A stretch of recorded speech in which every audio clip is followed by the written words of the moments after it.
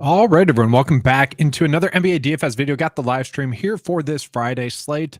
Going to be getting into the same kind of breakdown that we typically do: injuries, values, ownership. Give you guys a first look build. So just talking about this slate in general, we do have a lot of slate impacting news. So that is going to be kind of fun to break down tonight.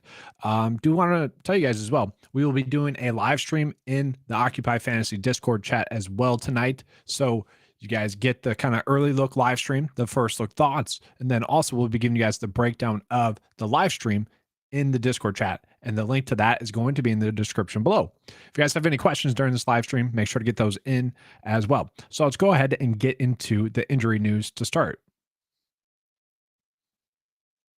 So the biggest slate impacting injury news that we have kind of to start off with is going to be De'Aaron Fox being out.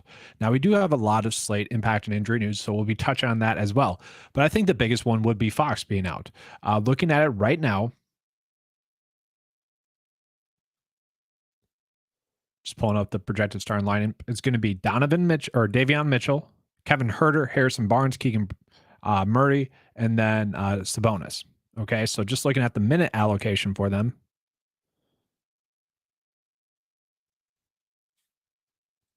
let's see. Yes, so that's going to match as well.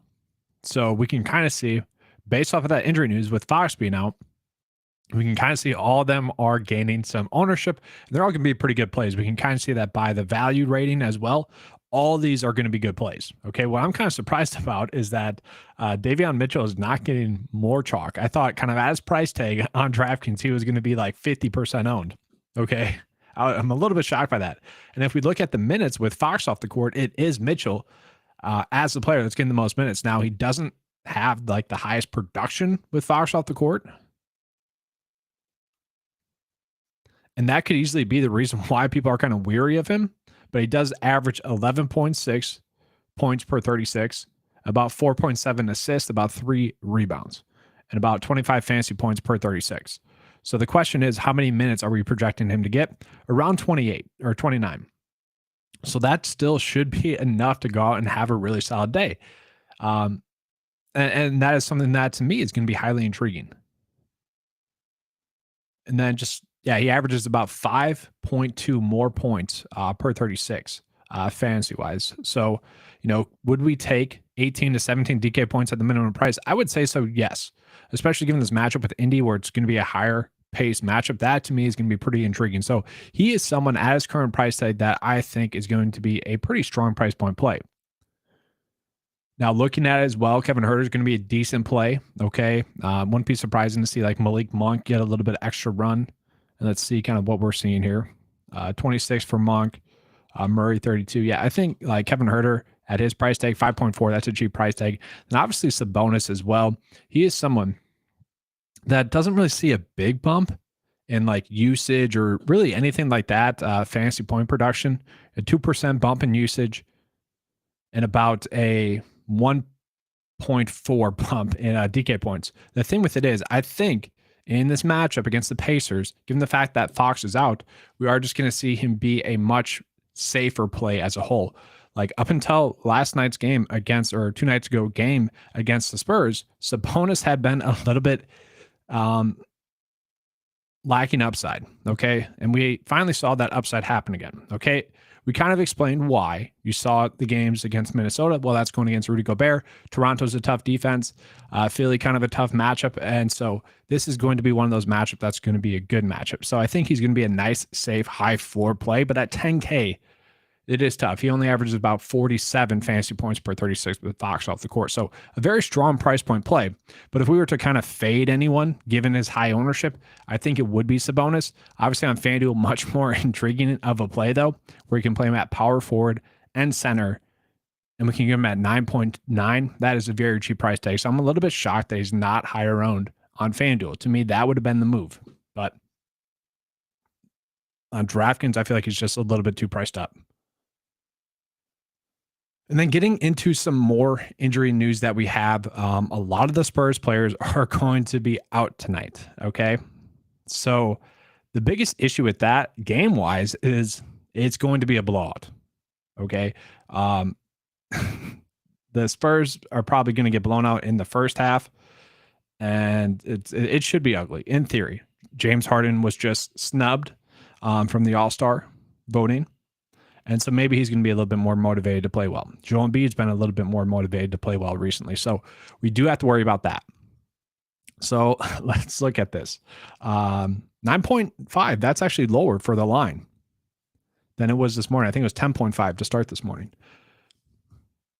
But the Spurs are going to be without Devin Vassell, Trey Jones, and Jeremy Sochan, two players right there that got injured in the previous game. We actually saw players like Josh Richardson step into a little bit more minutes and had a pretty productive game in that game. He's at 4.8, so can we play him? That's the question. Then someone that got a lot more random minutes, Malachi here, had 32 DK points in that game. So let's go back to the minutes here. We can see got him projected to get 30, got Josh Richardson projected to get 30 as well.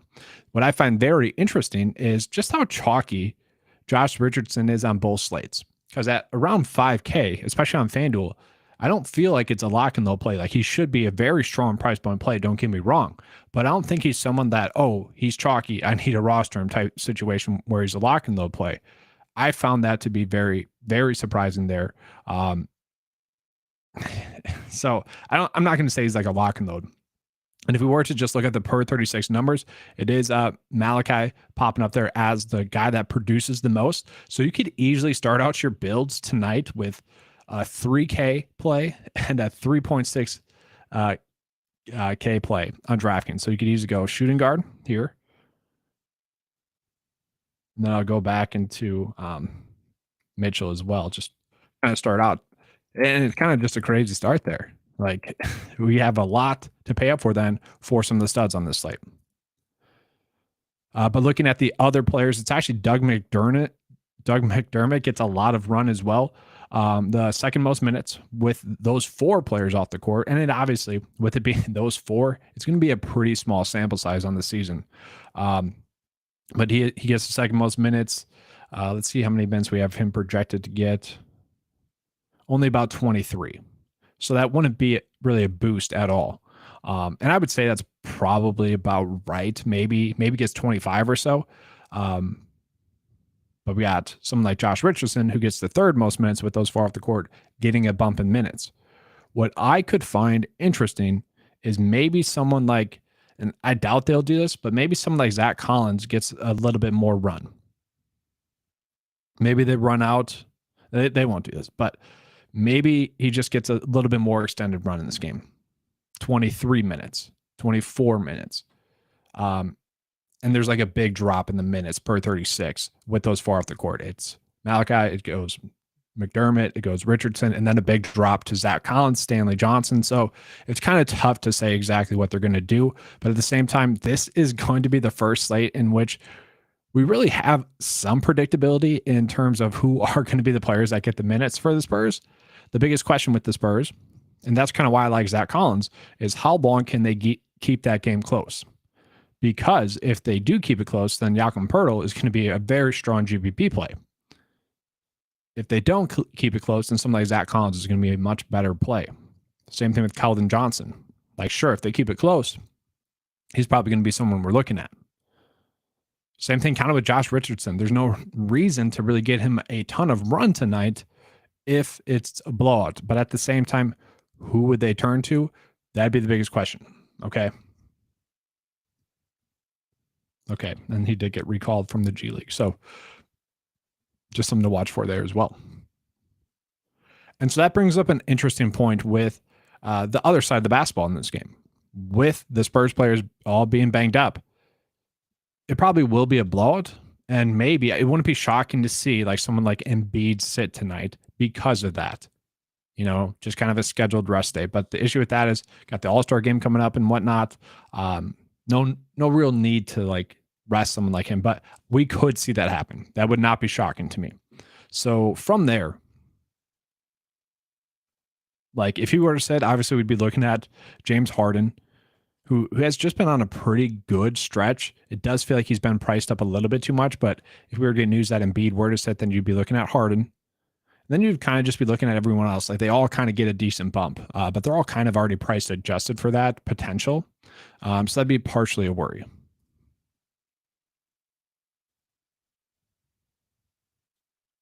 And then from there, we're going to get into some more injury-related news on the slate. Let's kind of see who else is out. I know we got Porter and Jalen Green still out for Houston, which has really opened up a pretty big edge with the Houston Rockets. The issue with them has been predicting the minutes. Where have the minutes been allocated? Because on last live stream, I was talking up Eason and also Martin, okay? And there were two players that really went off. And I kind of felt lucky with Eason. There was a highlight for him where he had like 4 rebounds in a row from like a very short shot, and then he eventually made it. So a little bit beneficial there. Like, that's not going to happen again. But he has been highly productive, and now the price point's really starting to get up there to the point where, okay, the minutes haven't really exactly been there. 19, 25, 19, 26, to the point where it does worry me, okay? The issue with him is obviously the minutes. The production has been there. Another part of the equation tonight, though, is going to be the game. Okay, he's had some pretty good matchups. OKC, Detroit, Washington, where he was bad, Minnesota, decent matchup. Cleveland, kind of would have expected him to struggle there. He didn't. But this is going to be a tough matchup going against Toronto. So there's also that as part of the equation. So because of that, I don't trust the minutes there for him. Only about 20 is what we have him projected to get. And so if that stays consistently there in this matchup, I feel like it's going to be difficult to end up on him, especially given the fact that this game could potentially blow out, given the fact that this game isn't a higher scoring game. The biggest edge that you would have with him as a play is kind of the low ownership like we had in the previous game. Now, looking at it, KJ Martin is someone that people are liking a little bit more because he should be a safer play. The minutes are more guaranteed with him. You would say maybe the upside's less guaranteed, though. Okay, he has been someone that has been very consistent, especially with Jalen Green and KPJ off the court. If we were to look at the per 36 numbers, it would kind of echo that.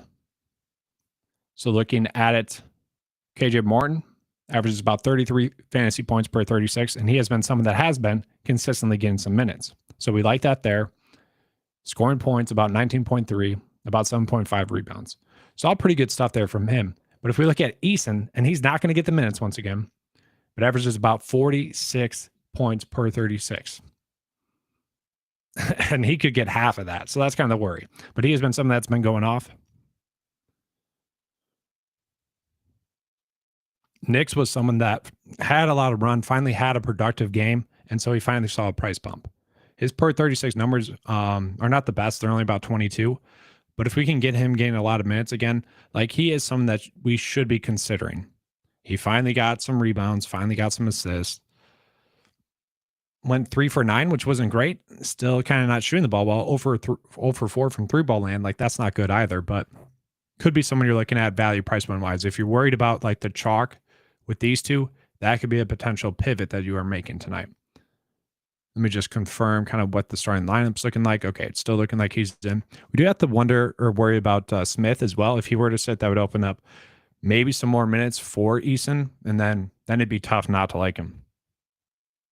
Segun is is someone you could look at tonight, but I worry about the upside at this price tag. Okay, and like the per 36 numbers have continuously kind of dropped the last couple of games to the point where at 9K, I just, against Toronto, I just don't feel like we need to make that play. Okay, so that's kind of a worry to me.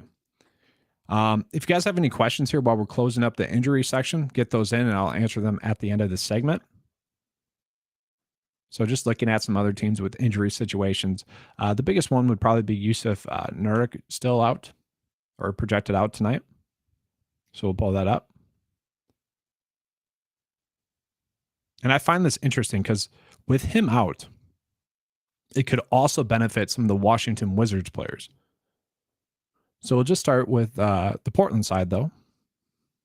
So with him out, we see Drew Ebanks get a ton of run, okay? And so with that, we would kind of just assume that he's going to be the guy that they turn to in this game. And he's currently the center that's projected to start. So we could potentially begin 3 really strong value price point plays on the slate tonight. Let's just see what his price is on FanDuel as well.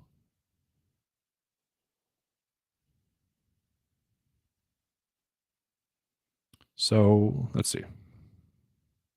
Yeah, I mean, still pretty cheap on FanDuel. And more people are being able to fit him into their builds simply because, um, the multiple position eligibility there with him. I don't know if that's like needed, but he is projected to get 26 minutes. It is a game that is expected to stay close, and it is a pretty high scoring game. To me, on DraftKings, he is someone that I think we need to be looking at. If we can lock in, like, let's say 26 or so minutes, I do think there's a good chance that we could be getting 30 DK points, especially in a matchup that should, on paper, be a softer matchup. And that is what the per 36 numbers say as well. Gets the most minutes with Yusuf off the court. And it's a big gap. Averages about 32 points per 36. So that's also appealing to me as well.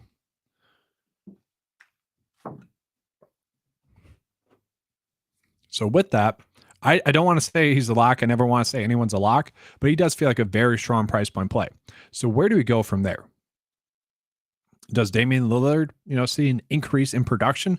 Not really. He only averages only averages about 51 fantasy points per 36 with him off the court. So really, the reasons why you'd be playing Lillard don't really change with Yusuf off the court. If anything, though, it does raise his floor. It's kind of like with Fox off the court. The consistency should more likely be there. So a fine play. He's a play that we can easily choose to fit in there if we want to. And I'm actually kind of curious, how is he ranking out? Pretty strong as well there. He is getting a lot of ownership, so there is that factor. But yeah, he should be a strong, safe price point play.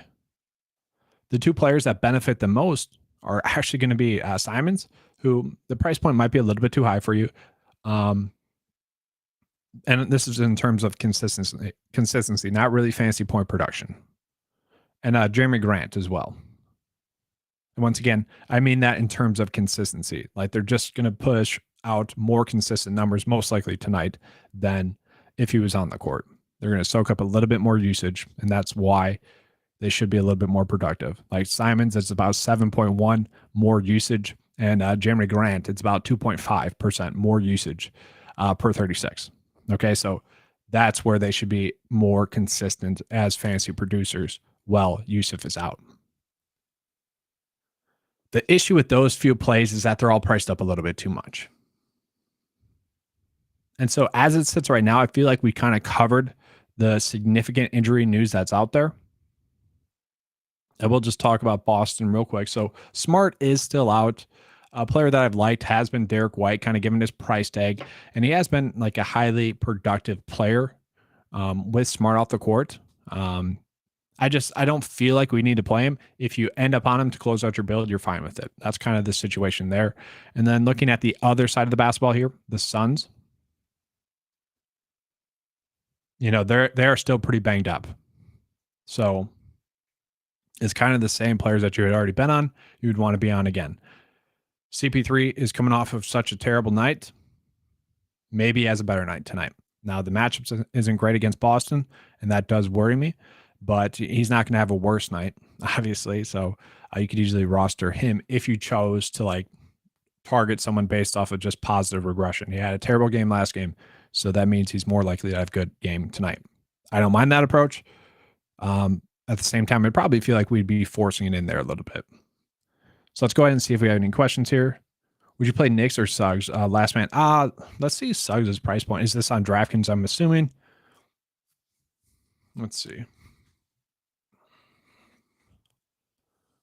I'd probably go with... I mean, that's a good question. Let's resort to the model here to answer that question there for you. We'll type in both those players.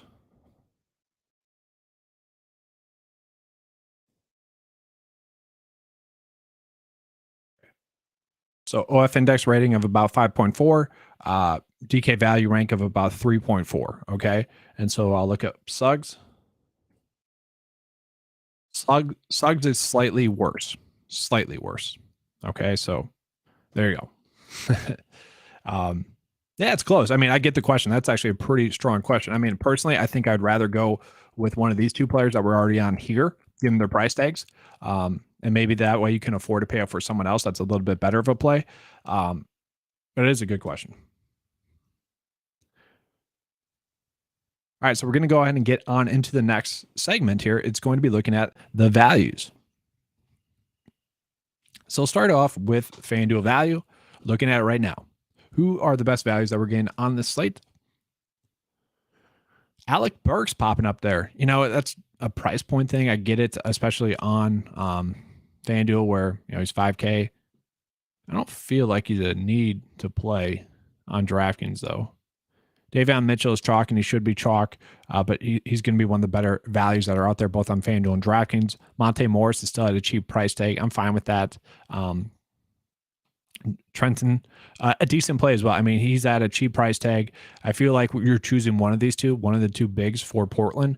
I like Drew a little bit more. Feel like that's going to be safer. Let's look at the minutes again. Yes, and Drew's projected to get more minutes, so I'm kind of just defaulting to that there.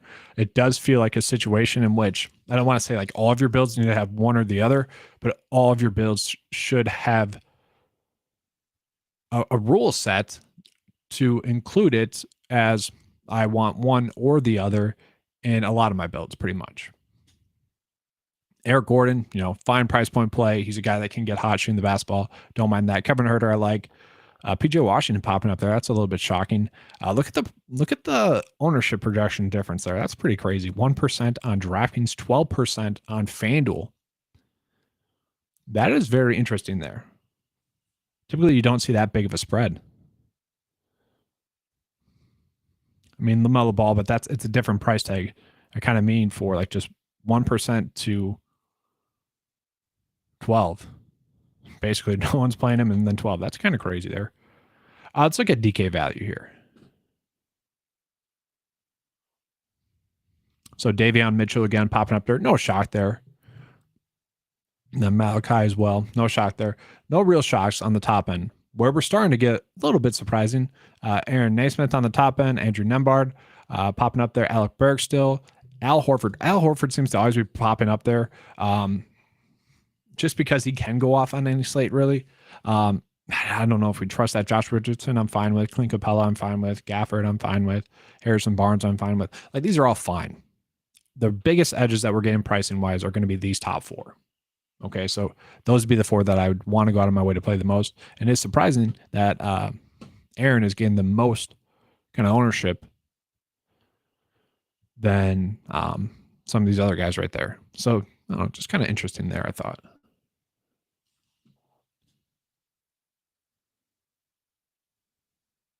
Oh, yeah. So Washington side of it. So looking at that game, and I apologize, I'll get into that real quick. So looking at that game, you know, Monte Morris is someone that is popping up as a decent value price point play. The game should stay close. So like he is someone that I think we could roll with if we want to, but like someone like Gafford and Porzingis are both going to be pretty strong plays, I think, tonight. Now, obviously the part of Gafford is really just betting on the minutes. It has been a little bit hit or miss, 24, 33, and 29. We would take that. If we can get that, especially 30, that would be huge in this matchup against Portland at that price tag.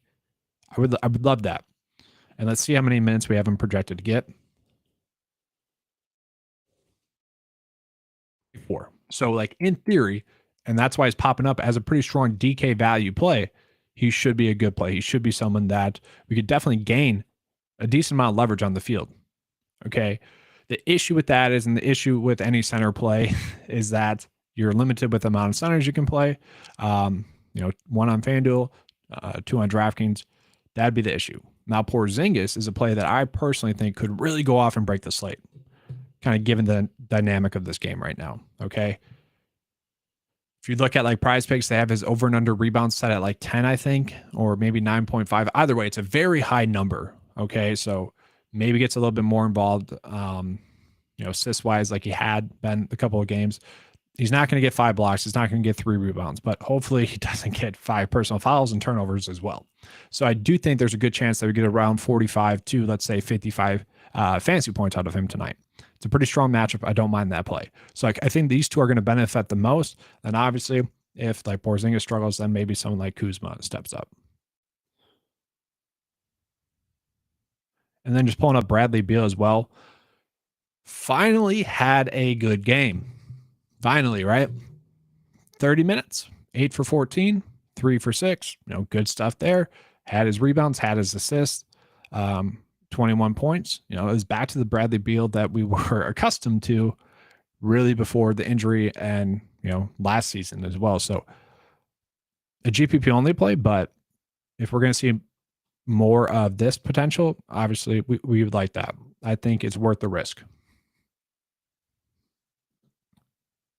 Now, just looking at some questions here before I get into the next segment.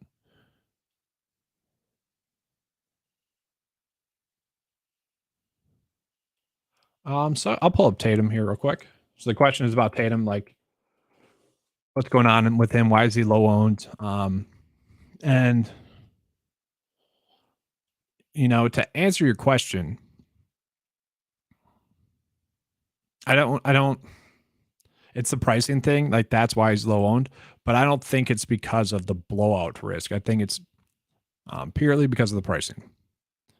The matchup's tough on paper, but like I don't want to pay up 11K for a guy that what his upside is 63 DK points. I think that's his best game recently. I had a couple of 70 burgers in there. But in a game that's going to be a blowout, in a game that is a tougher matchup going against Phoenix, last time out against them, that was also a blowout, only had 38 DK points. So you kind of like add that all together. I can see why people aren't ending up on him. The thing with it is extremely easy to fit him in there with the current layout that we have going here. Personally, I'd much rather pay up for Embiid. Yes, there's a blowout risk there, but in games that Philly is blowing out opponents, he is kind of the one that has been going off. So I'll just kind of pull those up real quick. You can see against Detroit, 55. OKC, 59. And it's going to be a very similar matchup to those two teams. Let's see any other ones here. The Kings, only 45. Then against Charlotte, 76. Okay, so games in which the Sixers are blowing out teams, Embiid is the one going off. So that does feel much safer, and it does feel like we are going to get a higher ceiling potential from Embiid there at a similar price tag. And I would much rather play Lillard, maybe Sabonis as well. So it does make sense why he's low on. But at the same time, we don't have that many studs. So it could be a spot in which you are, trying to just gain some leverage on the field. You could play him and hope that Embiid sits as well. Now, will we get that news? Let's see. Boston, 6:30. Philly, 7. So there's the potential that you could play Tatum to try to gain some leverage on the field and then have Embiid sit, and then people would be scrambling. But it's only a 30-minute difference, so not a big edge there, most likely. Halliburton may sit out. Let's see. So the thing with it is, it's like McConnell finally seems too priced up. I know we all know he's highly productive there, scoring 45, 30, 45, 55 with him off the court. Would say part of it was probably a little bit fluky, but at 6.9, it does feel like we would be paying a premium for him. Okay, for me, I would feel much more safe going with the other players that we saw benefit. Going with Buddy Hield, who's been a consistent fantasy producer with Halliburton off the court. Really strong 4-game stretch in there. I'd rather go with Benedict Mathurin, who also was really going off with Halliburton off the court. And then I wouldn't mind Chris Durante as well, who kind of stepped back into that reserve role, but he was also someone that had been benefiting as well. He'd be a little bit more risky, but yeah, I'd just much rather go that route. Miles Turner, GPP only play. I wouldn't really say that it helps or hurts him if Halliburton were to sit. It's a good question though. I mean, it just feels a little bit too priced up. Let me just check his pricing on FanDuel just to make sure. So McConnell, FanDuel, a little bit cheaper. So you could play him then on FanDuel where he's a little bit cheaper.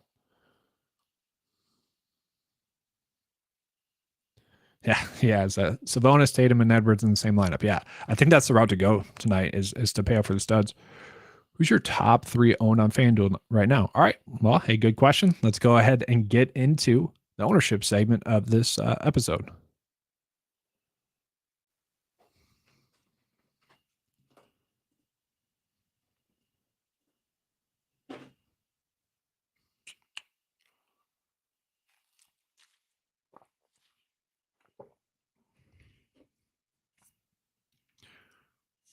Yeah, so Burks is popping up there as the highest owned on FanDuel, and that just seems strange. I need to pull this up. Okay, so I didn't miss any different impacting injury news.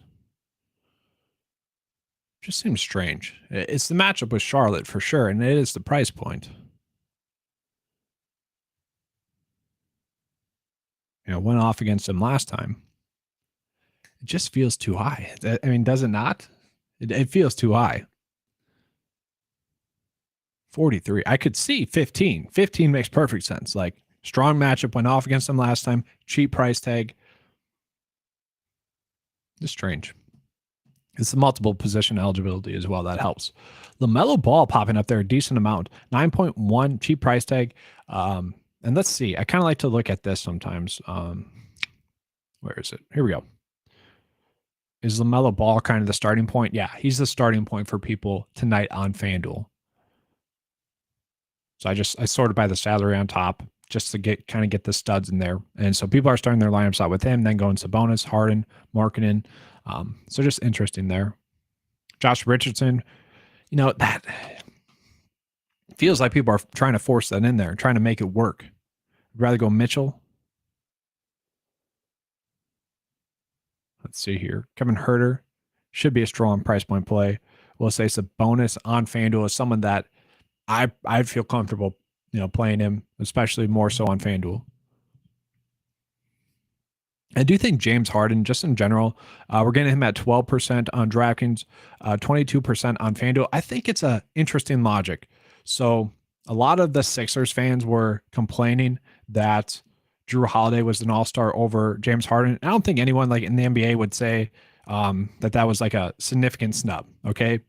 I think more people would say Drew Holiday, and I'm a Bucks fan. You guys can see that in the background. I would say more people would say Drew Holiday had been snubbed for way too long, where this is more overdue. Given the fact that Chris Middleton was out, we saw Drew's numbers be boosted to the point where, all right, he deserved it. The Bucks were playing well. It makes sense. It's not like it's Drew's fault that Harden was snubbed. Now, was Harden snubbed? Probably. But the biggest thing is he going to be more motivated to play well tonight? Probably, right. And he does get a good matchup. Last night, I believe it was last night, he had a triple double, but they called it a controlled tip to Montrezl Harrell as well. So he's going to be even like more motivated, more mad, I think, to play well. So there are times in NBA DFS in which like narratives matter. And I would say in NBA, it's like the actual spot in which narratives matter. And that to me is one that I would buy into, just him being more motivated to play well. We also have the potential that Embiid could sit questionable. So I would say on kind of both the slates, especially given the dynamic of the slate, I would almost say that he should be higher owned, especially on DraftKings. Now, I know the pricing is a little bit higher there, and that's why he's not, but could be a decent spot to potentially gain some leverage on the field. Laurie, always a strong price point play. And that's pretty much spread out kind of as it should be. Let's look at DraftKings. Josh Richardson, kind of more of the same. Like we would expect these players to be pretty chalky. One that's popping up there, Banchero popping up there. That's a little bit shocking to me. So we'll pull that up. DeJounte Murray, good matchup. Not too shocking there. Cheap price point for him. But let's pull him up. Banchero. All right, here we go. He has been playing well. Gets a good matchup. I get it, I guess. The last two matchups against Philly were more difficult matchups. And this game with the Timberwolves is going to be a more favorable matchup. He definitely was in a slump for a little bit there. I get it. Yeah, I could buy into that. Pretty cheap price tag for a guy that could easily give you 40 DK points.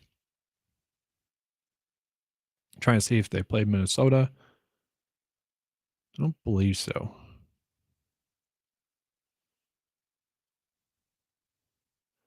Yeah, I could buy into that, I guess. I actually don't mind Markel Fultz tonight. It's a bet on him still getting that 30 or so minutes, but it's much more of a matchup price point play. You would be taking a stab on him having 40 or let's just say 38 TK points at 5.7. Not an ideal play, not a cash play. Um, Maybe you're just trying to gain some leverage on the field with that. So let's see if we have any more questions in here, and then I'll begin into kind of the lineup process. Yeah, my three favorite pay up plays on DraftKings. Yeah, so we'll get into that. And we'll switch over into the lineup process here. Siakam deserves it more. Yeah, Siakam was a snub as well. That's just the problem with all-star voting. There's always going to be someone that's a snub or two players, and you never know. There could be injuries to the point in which one of them gets moved in. I think it was last year. I forget who it was. There was an injury to a starter. It might have been Harden or someone actually. That might be it. Where like Drew Holiday should have been the all-star, and then I forget who it was. It kind of feels like it was a makeup for that. But Jaren Jackson, I think we can all agree that's strange, especially with the reports coming out that the home statistician is boosting his numbers. That was the head scratcher. All right, so top pay up plays.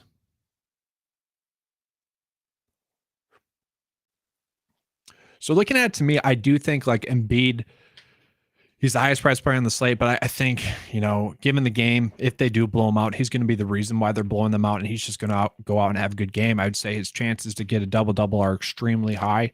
Probably going to get a couple of blocks as well.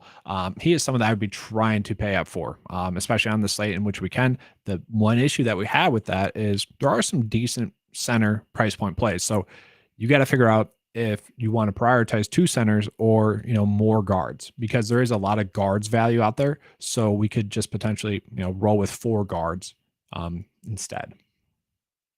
But I think that's the route I'm going to go as it sits right now. And let's just pull up the OF index as well, just to see which players are popping up the most on the index as well. So Embiid, Lillard, and that's exactly what I was going to say is these three in that order. Okay. And so I agree with that. Like Lillard and Sabonis, I don't think they're going to benefit as much as people are assuming they're going to benefit because of the injuries, with Yusuf out. But I do think they're just going to be much safer plays. So I'm perfectly fine paying up for both of them. And I think we'll be able to. Let's see Sabonis. He's center only. That's right. I think on FanDuel, he's power forward. All right. So that's a struggle there. Okay. I would say game against Indy as well. I don't think he cares about revenge, but there's that in there as well. That's frustrating there. The biggest question would be, can Sabonis do 60 again and make up for maybe Embiid going for 70? And how likely is that? I would say it's decently likely for Embiid to put up 70. Obviously, we're chasing the ceiling there with that projection talk right there. That's tough. I'd be fine mixing and matching. Obviously, if we're doing more than one bill, I'd be fine with that.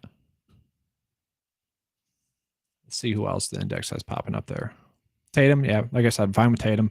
I do really like the James Harden idea. I think that's a little bit more motivated to play well. I don't mind that.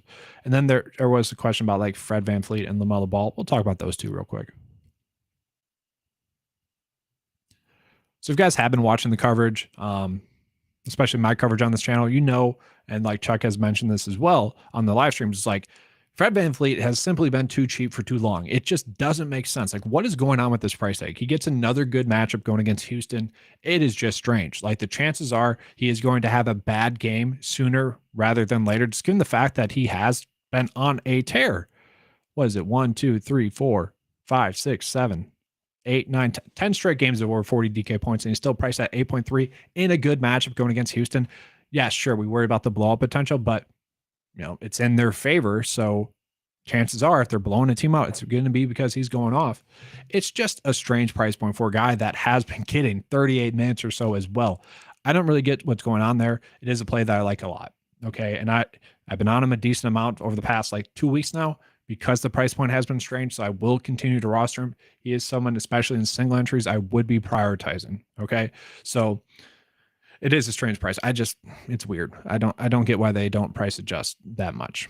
But you do have DeJounte Murray in there as well, who, last 3 games has been on a tear, does also get a good matchup against Utah, a team in which we just saw Fred VanVleet go off against. So it wouldn't be shocking to see Murray have a really strong game as well.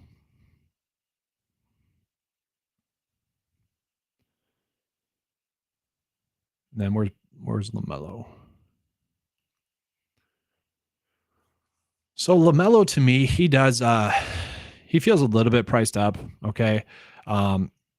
The matchup's kind of difficult. Milwaukee, Miami. He went off against Milwaukee, obviously, but battling through injuries for a little bit, finally back, good to go, playing 36, 40, 36 minutes. I don't think I can pay up for him. I just don't. I think Lillard's a little bit better. I would rather go down to Harden. And then obviously we had Fred VanVleet. We have Murray, who I think are going to be strong price point plays. Simons is someone that I think could potentially go off. Russell has been a strong price point play. It's just tough to end up on him. I think there's better guards that I would want to, I shouldn't say better. There are cheaper guard plays that I'd want to prioritize a little bit more, if that makes sense. And I'm just going to refresh my news feed just to see if we have any news that broke. I don't think so. Okay, no, we're still good there. Yeah, the Jaren Jackson one is just weird. I get that they were very much prioritizing defense. That's pretty clear. That just seemed forced though, for no reason. All right, so let's try to finish up this kind of lineup process here for you guys. If you guys have any questions, make sure to get those in. If not, probably closing up in about 5 or so minutes here. So looking at like Laurie, he's back down to that strange price point, kind of like Fred VanVleet, where it's like, okay, highly consistent fantasy producer. He's a guy that could easily put up 50 or so, even 60 DK points we've seen at 4K. Okay. And it's just, I don't get why DraftKings hates it. I don't get why their algorithm or whatever they're pulling in has hated him this whole season. There's a weird stretch in there where they did randomly price him up to 9K, and now it's been 3 straight games in which he's been under 9K when we have kind of firmly seen that he should probably be above that, especially in games that are going to be high-scoring games, most likely. He is someone that I'm perfectly fine. I'm perfectly fine looking to get 40 DK points out of him. Now, we do have Banchero down there. That could be a strong price point play. Bogdanovich, who has been a very strong price point play as well at 6.6. He's also someone that I would argue probably should be at 7K. If this game stays close, he's going to be the reason why. He's someone that consistently has been putting up 30 to 40 DK points, and it's just a strange price point. Looking at the last game against Charlotte, 36 points. So that is just a strange price tag as well for a guy that could be a safe fantasy producer. Like single entry wise, it makes a lot of sense. Single entry cash, I mean.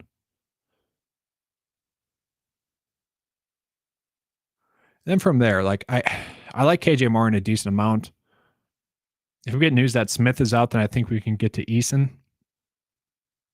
But I think kind of considering his price tag, this is a very cheap price tag, and I just think he's a play that I want to be making. Now, if we do play him, that leaves us really strapped salary-wise to finish out this build. So let's see here. This would actually not be bad. All right. Not bad there. Look at that. Came together pretty well. Obviously, we could do this as well. I don't want to pair the two centers together. I kind of made that clear. But this is a pretty decent looking kind of first look build. Obviously, there are still, a couple of hours before lineup lock. And we will be in the Discord chat. I got a live stream going on the Discord chat tonight. Okay. So kind of just testing that out tonight to see if, there's going to be pretty much more people going into the Discord chat tonight by doing a live stream prior. So that'll be before lock. Get you guys covered. If you guys have any questions, it's better to answer, or it's easier to answer those more specifically on that video. So, if you guys want to, make sure to check that out. That's all I have here. I'll stay live here for about 30 more seconds. And if there are any more questions, I'll be getting out of here.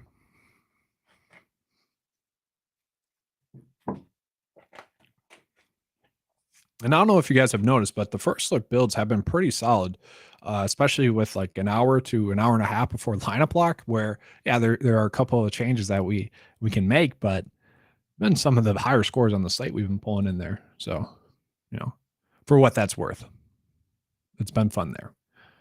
But that's all for this video, guys. Hopefully you guys enjoyed it. Just a reminder, all the tools that you saw in this video, as well as the OF lineup builder, are available in the links in the description below. You can sign up in one of those links. The link to the Occupy Fantasy Discord chat is also listed below. So make sure to check that out. That's all I have for you guys for this video. Hopefully you guys have a slate. And as always, good luck.